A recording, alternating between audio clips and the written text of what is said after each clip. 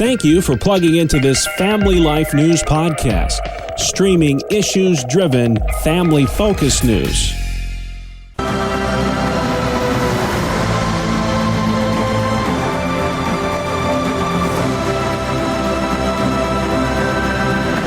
And welcome back to another edition of Issues in Education.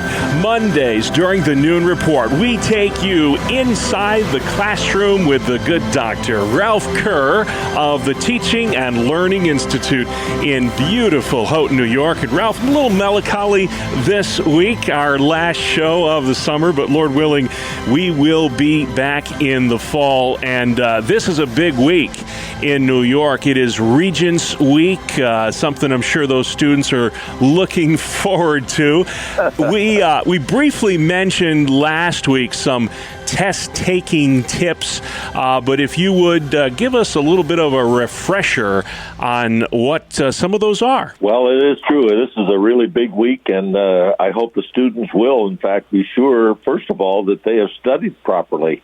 Obviously, it's hard to take a test that you haven't studied for, and then get enough sleep the night before the test. Listen closely to any instructions that the teacher is giving. Sometimes there's some new information even that's given during the instructional time. And then it's a good plan to read through the test first.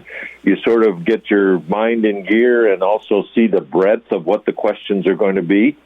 And then once you've done that, go back and focus on addressing each question individually. Think about how you're going to answer, and then put that answer down. And then try to relax. I mean, it's easy for me to say to you, try to relax, because we're not taking the test. Yeah. But certainly if you've prepared properly, you should be fine. And then finally, don't be in a rush. You've got time. They tell you how much time you have. And don't be in a rush. Take each question and make sure that you complete the answer. Yeah. It's been a few years since I've taken one of those tests. What is it, 3 hours they give you? Or is it less? Okay. And when you hear that sounds like a long time. But if you kind of distribute the time over the questions, 3 hours will pass quickly if you're doing a thorough job. Yeah, unless it's like sunny and 75 out, the 3 hours. Well, I was thinking about that when I said read the test thoroughly first. I mean, many of us taking the test would say, how quickly can I get through this so I can get out and do what I'd really like to do today, which is not taking this test. Yeah, well, it won't be too much longer. School will be out for summer, but what about the fall? That's a big question. I was reading both the magazines that the American Federation of Teachers and the National Education Association put out, and they were kind of listing what they think are the biggest challenges facing our schools in the coming academic year. But we want to hear from you, Ralph. What do you think will be the biggest challenges facing schools come the fall? Well, I think no doubt the first and biggest challenge is going to be helping students and their parents feel that school is going to be a safe place in the fall. I mean, obviously in the news recently, we've had all these incidents at schools, so that's going to be a big factor. Then from the teachers and administrators' point of view, there's so many different family factors that are involving students now. Students their parents are going through divorce. Some of the students are dealing with what's it like to live in poverty.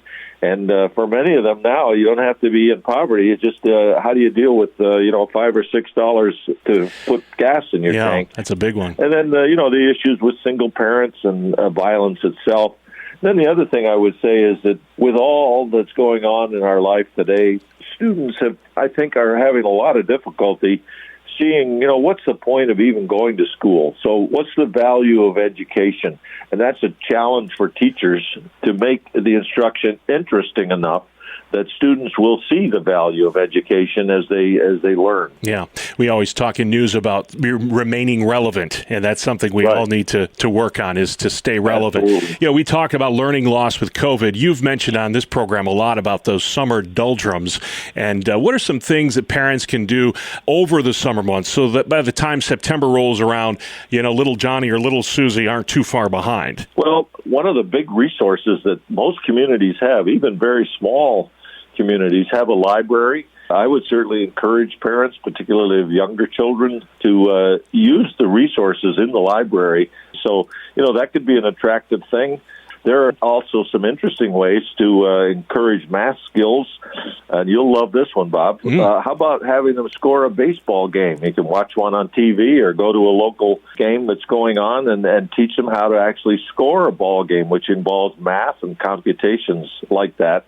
And then finally, there are lots of educational games that are online, and if parents are, monitoring, which I hope they are, what their children are doing online, they could really engage them through some instructional games as well, which should help with the whole issue of learning loss that happens during the summer. There's no doubt that it does. Yeah, and one of the things I love you always say is take the kids on an educational field trip. We'll be at the 9/11 Museum in New York City this weekend, so I know my son is really looking forward to that and getting some history over I'm sure the he summer is. months. So, that's a great idea. If folks have questions about what they've heard on this program or any other issues in education, Ralph, where can they find you?